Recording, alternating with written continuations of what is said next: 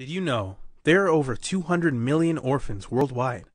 Every day, 5,760 more children become orphans. Every one of those orphans is born full of potential, but they won't get there without your help. Would you help an orphan reach their dreams? Sponsor an orphan now for only $1 per day. Visit ICNAReliefCanada.ca for details and to donate. ICNA Relief Canada, serving humanity since 1997.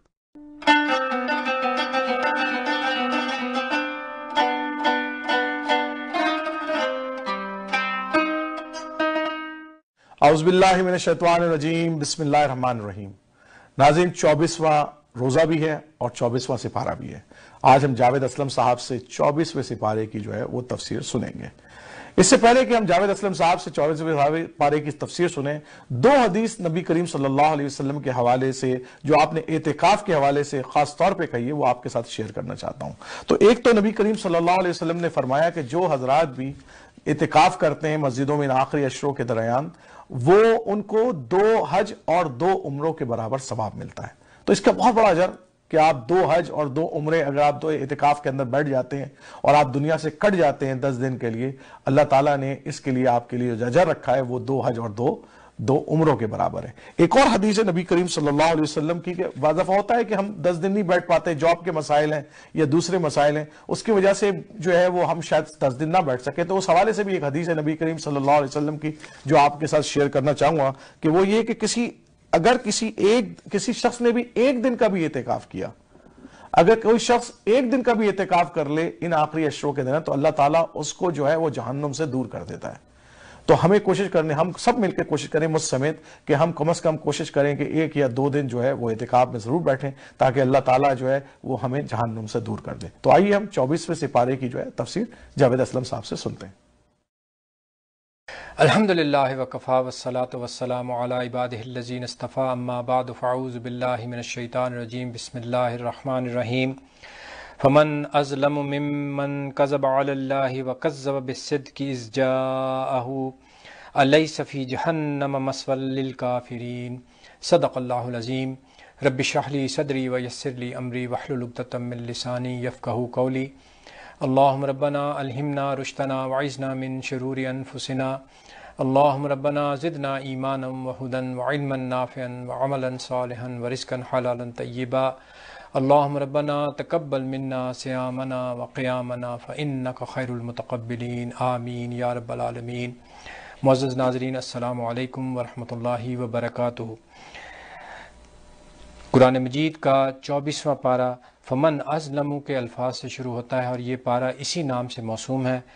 इस पारे के अंदर हम देखेंगे कि सूरह ज़ुमर की बकिया 44 आयात शामिल की गई हैं और फिर सूरह मोमिन मुकम्मल इसके अंदर शामिल है और सूरह हामीम सजदा की 46 आयात हैं कि जिनका इंशाअल्लाह हम मुख्तसरन मुतालिया करेंगे। सूरह ज़ुमर के ज़िमन में ख़ास तौर पर अल्लाह ताला ने जो हिस्सा इस पारे के अंदर आया है, बिल्कुल इब्तिदा ही के अंदर तौहीद का वो लुब्बे लुबाब बयान फरमाया है। बड़े प्यारे अल्फाज हैं, अलैसल्लाहु बिकाफिन अब्दहू,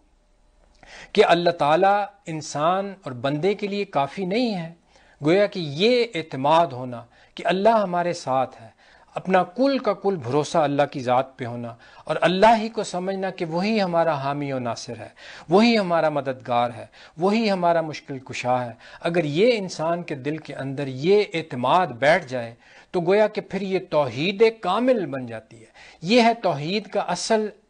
एसेंस जिसको आप कहते हैं, ये है उसका लुब्बे लुबाब कि अल्लाह ताला फरमा रहा है अलैसल्लाहु बिकाफिन अब्दहू, कि अल्लाह काफ़ी है इंसान के लिए। अगर इंसान का भरोसा अल्लाह के ऊपर हो जाए तो फिर उसको किसी और सहारे की ज़रूरत नहीं है।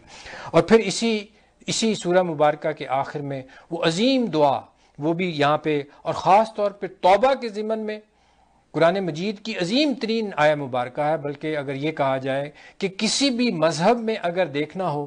कि तौबा के लिए अल्लाह ताला से किस तरह से गोया के उम्मीद लगानी चाहिए, तो ये भरपूर आया है उस तौबा के ज़िमन के अंदर। और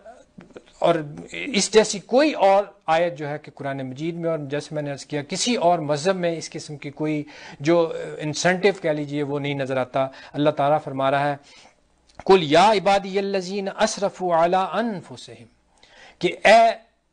اللہ تعالیٰ حضور صلی اللہ علیہ وسلم سے فرما رہا ہے کہ میرے بندوں سے کہہ دو کہ جنہوں نے اپنی جان کے ساتھ زیادتی کی ہے، اسرفوا علی انفسہم، کہ اپنی جانوں کے ساتھ جنہوں نے بھی زیادتی کی ہے، لا تقنطوا من رحمت اللہ، وہ اللہ کی رحمت سے نا امید مت ہو،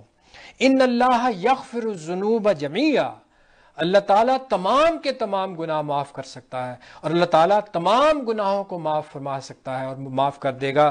انہ هو الغفور الرحیم، اس لیے کہ اللہ تعالیٰ بہت ہی مغفرت فرمانے والا ہے اور بہت ہی زیادہ رحم فرمانے والا ہے۔ اب یہ ہے وہ آیہ مبارکہ کہ جس کے اندر اللہ تعالیٰ نے فرمایا ہے کہ کسی بھی انسان کو چاہے اس کی زندگی کے اندر کیسے بھی معاملات ہوں، کیسی بھی نافرمانی ہوئی ہو، اس کو اس امید کا دامن ہاتھ سے نہیں چھوڑنا چاہیے کہ اللہ تعالیٰ ان تمام غلطیوں کو معاف کر سکتا ہے اور معاف کر دے گا، لیکن اس کے لیے شرط اللہ تعالیٰ نے بیان فرما دی، اور وہ بنیادی شرط جب تک نہیں ہوگی تو پھر ہمیں اس امید کے اوپر نہیں رہنا چاہیے جب تک کہ ہم اس شرط کو پورا نہیں کریں گے۔ اور وہ شرط کیا ہے؟ وَأَنِيبُوا إِلَىٰ رَبِّكُمْ، کہ اپنے رب کی طرف گویا کہ متوجہ ہو، اس کی طرف رجوع کیا جائے، اس کی طرف توبہ کی جائے، اس کی طرف انابت کی جائے، یہ ہے وَأَنِيبُوا إِلَىٰ رَبِّكُمْ، اپنے رب کی طرف گویا کہ لب کو اس کی طرف رجوع کرو، وَأَسْلَمُوا، اور اس کی طرف اس کے لیے اپنی گردن کو جھکا دو، اسلام قبول کرو اور اسلام کے اندر پورے کے پورے داخل ہو جاؤ۔ تو یہ وہ دو شرائط ہیں کہ جس کے لیے اللہ تعالیٰ نے فرمایا ہے کہ اگر یہ شرائط پوری ہوں تو جتنی بھی انسان سے غلطیاں ہوئی ہیں اس کو اللہ تعالیٰ یقیناً معاف فرما دے گا، اور ہمیں اس چیز کی ہمیں امید رکھنی چاہیے، اور اس سے وہ مایوسی نہیں ہوتی انسان کو کہ اگر ساری زندگی میں بھی غلطیاں ہوئی ہوں تو اللہ تعالیٰ ان کو معاف کر سکتا ہے اور کر دے گا انشاءاللہ۔ اس سورہ مبارکہ کا اختتام بھی بہت ہی عظیم آیات کے ساتھ ہو رہا ہے، خاص طور پر نبی اکرم صلی اللہ علیہ وسلم کو فرمایا جا رہا ہے کہ آپ کہہ دیجئے کہ یہ جو جاہل جو اللہ کے ساتھ شرک کرنے کا حکم دے رہے ہیں تو یہ سمجھتے نہیں ہیں کہ یہ گویا کہ کتنی انہونی بات فرما رہے ہیں۔ اللہ تعالیٰ وہ فرما رہا ہے قُلْ أَفَغَيْرَ اللَّهِ تَأْمُرُونِّي أَعْبُدُ أَيُّهَا الْجَاهِلُونَ، کہ اے جاہلو تم مجھے اس چیز کا حکم دے رہے ہو کہ میں اللہ کے سوا کسی اور کی بندگی کروں۔ اب یہ چیز نبی اکرم صلی اللہ علیہ وسلم سے کہہ دینا، اور جو اللہ کے رسول ہیں، اصل میں یہ سارا معاملہ یہ ہے کہ اللہ تعالیٰ ان ساری آیات میں اصل جو مخاطب ہیں وہ تو مشرکین مکہ ہیں، لیکن نبی اکرم صلی اللہ علیہ وسلم کی وساطت سے گویا کہ ان کو یہ سبق دیا جا رہا ہے کہ اللہ کی بندگی اختیار کی جائے، اور تم اللہ کے رسول صلی اللہ علیہ وسلم کو ان چیزوں کے بارے میں بتا رہے ہو کہ وہ اللہ کی بندگی کے علاوہ کسی اور کی بندگی کریں۔ قُلْ أَفَغَيْرَ اللَّهِ تَأْمُرُونِّي أَعْبُدُ أَيُّهَا الْجَاهِلُونَ وَلَقَدْ أُوحِيَ إِلَيْكَ وَإِلَى الَّذِينَ مِنْ قَبْلِكَ، اس چیز کی وحی کی گئی آپ کی طرف بھی اور آپ سے جو پہلے لوگ گزرے ہیں ان کی طرف بھی اس چیز کی وحی کی گئی تھی۔ وہ کیا تھی؟ لَإِنْ أَشْرَكْتَ، کہ اگر آپ نے، اب یہ حضور صلی اللہ علیہ وسلم سے مخاطب ہو رہا ہے اللہ تعالیٰ، لیکن میں نے جیسے عرض کیا کہ حضور صلی اللہ علیہ وسلم کی وساطت سے ان مشرکین مکہ کو بتایا جا رہا ہے کہ وَلَئِنْ أَشْرَكْتَ لَيَحْبَطَنَّ عَمَلُكَ،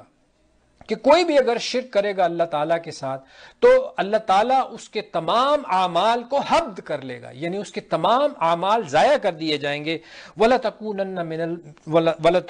مِنَ الْخَاسِرِينَ۔ اور پھر یہ حضور صلی اللہ علیہ وسلم سے فرمایا جا رہا ہے کہ آپ اگر اس قسم کا بالفرض معاذ اللہ، یہ بالکل ممکن نہیں تھا کہ نبی اکرم صلی اللہ علیہ وسلم سے اس قسم کی کوئی اس طرح کی کوئی بھی بات ممکن نہیں تھی کہ آپ کسی قسم کے شرک میں مبتلا ہو جائے معاذ اللہ، لیکن جیسے میں نے عرض کیا یہ ان کو بتایا جا رہا ہے کہ اگر وہ اس طرح کریں گے تو ان کے تمام اعمال حبط کر لیے جائیں گے اور پھر وہ خسارہ پانے والوں میں سے ہو جائیں گے۔ اور پھر وہ قیامت کا ایک نقشہ اس سورہ مبارکہ میں بیان کیا گیا کہ جب وہ تمام اللہ تعالیٰ وہ فیصلے فرما دے گا، اور اللہ تعالیٰ نے پھر وہ فیصلہ فرما دیا کہ اب یہ گروہ جو ہے وہ جنت کی طرف جائے گا اور یہ دوزخ کی طرف جائے گا۔ اب وہاں پہ نقشہ وہ کھینچا جا رہا ہے کہ جب یہ جو ایک گروہ جو جہنم کی طرف لے جایا جائے گا، اس کو جب جہنم میں ڈالا جائے گا تو وہاں پہ جو دروگے ہیں، وہاں کے جو گارڈ ہیں، وہ ان سے یہ کہیں گے کہ بھئی تمہارے پاس اللہ کے کوئی رسول نہیں آئے تھے جو تمہیں ان چیزوں کے بارے میں وارن کرتے، انذار کرتے؟ تو وہ کہیں گے یقیناً آئے تھے لیکن ہم نے ان کا انکار کر دیا۔ وہ الفاظ بڑے پیارے ہیں کہ جو اس سورہ مبارکہ میں استعمال ہوئے ہیں، اللہ تعالیٰ فرما رہا ہے وسیق الذین کفروا الی جہنم زمرا، کہ جب ان کو لے جایا جائے گا جہنم کی طرف، وہ جو پورا وہ گروہ ہوگا کہ ان کو اب گویا کہ وہ دھکیلا جائے گا جہنم کی طرف، اور پھر وہ ان کو وہاں پہ ڈال دیا جائے گا۔ وہ مکالمہ ہے کہ جو وہ ان کا اور وہاں کے جو وہ داروغہ ہوں گے وہ ان سے یہ کہیں گے کہ بھی تم نے یہ اس انجام کو پہنچی ہو، اس کی وجہ کیا تھی۔ اسی طرح جن کو اللہ تعالیٰ نے گویا کہ جنت کی طرف فیصلہ فرما دیا، ان سے اللہ تعالیٰ فرمائے گا وسیق الذین اتقوا ربہم الی الجنۃ زمرا، اب ان کو بھی لے جایا جائے گا جنت کی طرف، ان کو بھی وہاں پہ جو داروغہ ہوں گے، وہ جنت کے جو گارڈ ہوں گے، وہ ان سے گویا کہ ان کو وہ ویلکم کہیں گے، ان کو کہیں گے سلام علیکم طبتم فادخلوہا خالدین، وہ ان کو سلام پیش کریں گے، تحیت پیش کریں گے، ان کو گویا کہ وہ ویلکم کریں گے، اور ساتھ ہی فرمائیں گے کہ تم وہ پاک لوگ ہو، پاک دامن لوگ ہو، فادخلوہا خالدین، اب اس کے اندر داخل ہو جاؤ۔ اور پھر وہ فرشتوں سے بھی اللہ تعالیٰ فرما دے گا کہ ان کے بارے میں بھی، ان کے معاملے کے اندر بھی کوئی تنازع ہوگا اس کو بھی اللہ تعالیٰ ختم فرما دے گا۔ اور پھر گویا کہ اس پورے وہ جو ایک اللہ تعالیٰ وہ جو ایک سین جو پیش کر رہا ہے آخرت کا، اس کا گویا کہ اب وہ ڈراپ سین اللہ تعالیٰ فرما دے گا کہ اللہ تعالیٰ کی گویا کہ ہر طرف سے حمد ہو رہی ہوگی، وکیل الحمدللہ رب العالمین، اور ہر طرف سے یہ کہا جا رہا ہوگا کہ کل شکر اور کل تعریف اور کل حمد جو ہے، وہ جو حمد کے ترانے ہیں وہ گویا کہ وہاں پہ وہ ہر کوئی الاپ رہا ہوگا، اور اللہ کی ہر طرف سے حمد کی جا رہی ہوگی۔ اس کے بعد سورہ مومن آتی ہے قرآن مجید کے اندر، اس کا دوسرا نام سورۃ الغافر بھی ہے، یعنی معاف فرمانے والا، مغفرت فرمانے والا۔ اور یہاں سے اب ایک سلسلہ شروع ہو رہا ہے کہ جہاں 7 صورتیں آئیں گی کہ جو حروف مقطعات ہا میم سے شروع ہوں گی۔ یہ ایک طویل سلسلہ ہے کہ جن صورتوں کا سب کا آغاز ہا میم سے ہو رہا ہے، اور اس سورہ مبارکہ کا بھی، سورہ مومن کا آغاز بھی بڑے ہی اچھے انداز سے ہو رہا ہے۔ اللہ تعالیٰ کی مغفرت، اس کے بارے میں اللہ تعالیٰ فرما رہا ہے غافر الذنب، اللہ تعالیٰ گناہوں کا معاف فرمانے والا ہے، وقابل التوب، اور توبہ کا قبول فرمانے والا ہے، لیکن اس کے ساتھ ہی اللہ فرما رہا ہے شدید العقاب، اللہ تعالیٰ سزا دینے میں بھی بہت سخت ہے، ذی الطول، اور وہ مقدرت رکھنے والا ہے، ہر چیز کے اوپر قادر ہے۔ اللہ تعالیٰ کی پکڑ سے کوئی بچنے والا نہیں ہے، اگر کوئی غلطیاں کرے گا تو اللہ تعالیٰ اس چیز پر قادر ہے کہ وہ ہر شخص کو سزا دے سکتا ہے کہ جو بھی اس کی نافرمانی کرنے والا ہے۔ اور پھر اسی سورہ مبارکہ کے اندر ایک بڑی عجیب حقیقت کی طرف اللہ تعالیٰ نے اشارہ فرمایا۔ وہ حقیقت وہ جو ہے، وہ اللہ تعالیٰ نے جو فرمایا، آیا مبارکہ میں آپ کے سامنے پیش کر دیتا ہوں۔ اللہ تعالیٰ فرما رہا ہے ربنا امتنا سنتین، کہ اے اللہ تعالیٰ تو نے ہمیں 2 مرتبہ مارا، ربنا امتنا سنتین و احییتنا سنتین، کہ تو نے 2 دفعہ ہمیں مارا اور 2 دفعہ تو نے ہمیں زندہ کیا، فاعترفنا بذنوبنا، اور ہم اپنے گناہوں کا اعتراف کرتے ہیں۔ گویا کہ اب یہ وہ لوگ ہیں کہ جن کو اللہ تعالیٰ نے جہنم کے اندر ڈال دیا ہے، اب وہ یہ اللہ تعالیٰ سے کہہ رہے ہیں کہ اللہ تو نے ہمیں 2 مرتبہ زندہ کیا اور 2 دفعہ تو نے ہمیں موت دی، تو ہم اب اپنے گناہوں کا اعتراف کر رہے ہیں، تو اب اس جہنم سے نکلنے کی بھی کوئی سبیل ہے؟ اب کوئی اور زندگی یا ہمیں کوئی اور موت ہی دے دے تاکہ ہم اس عذاب کے جو یہ عذاب میں مبتلا ہیں اس سے ہماری نجات ہو جائے۔ تو نے ہمیں 2 دفعہ پہلے زندہ کیا ہے اور 2 دفعہ مارا تھا، تو اب کوئی اس طرح کی کوئی سبیل ہے؟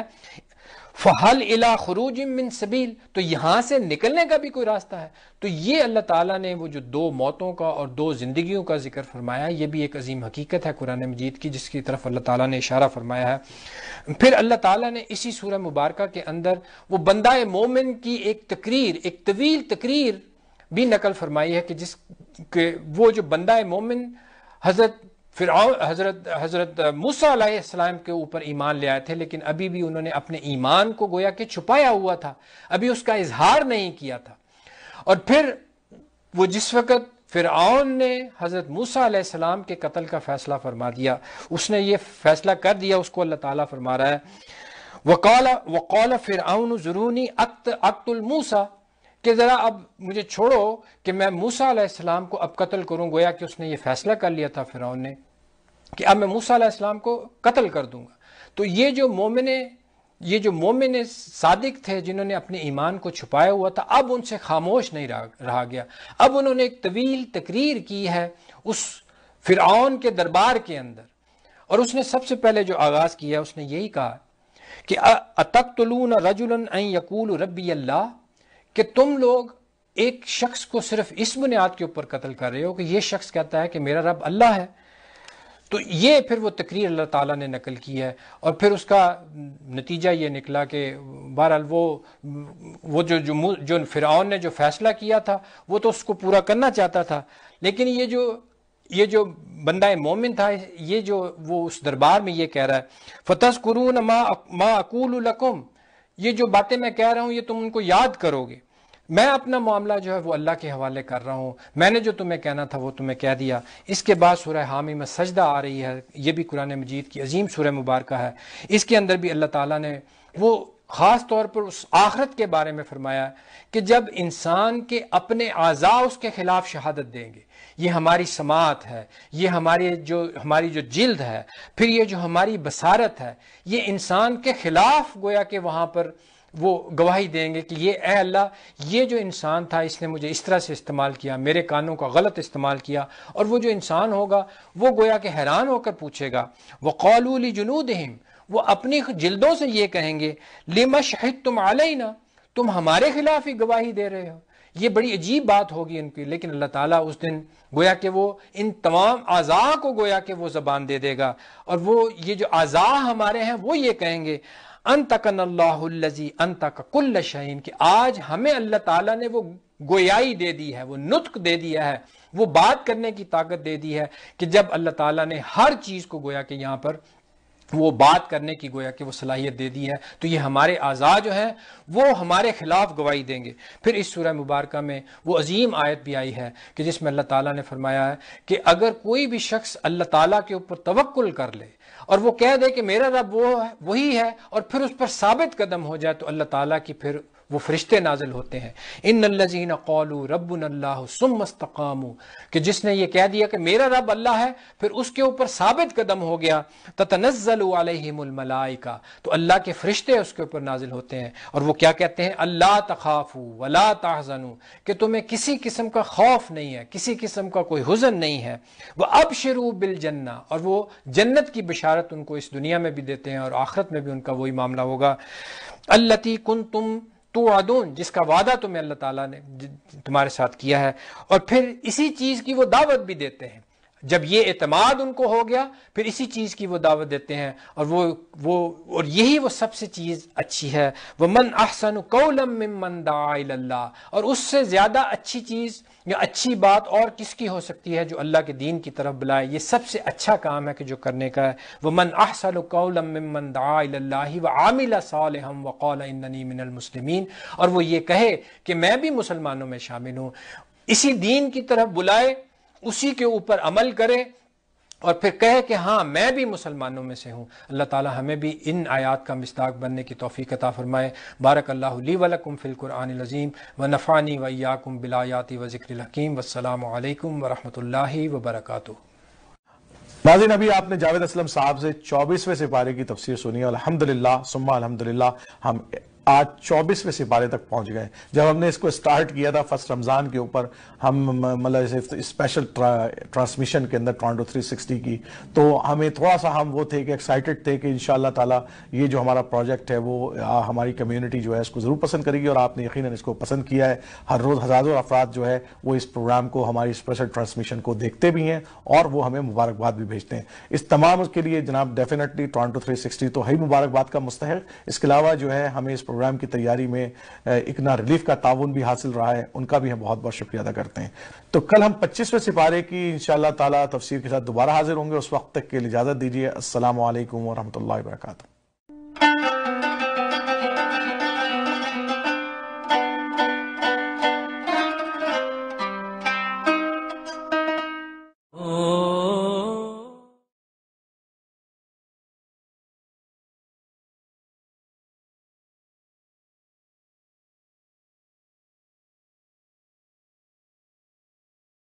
جو 8 کلاس میں پڑھتی ہیں، مقدس جو 4 کلاس میں پڑھتی ہیں، طیبہ جو 2 کلاس میں پڑھتی ہیں۔ 2 سال پہلے میرے شوہر کا انتقال ہو گیا ایکسیڈنٹ میں، فوت ہونے کے بعد بہت مشکلات پیش آئی ہمیں۔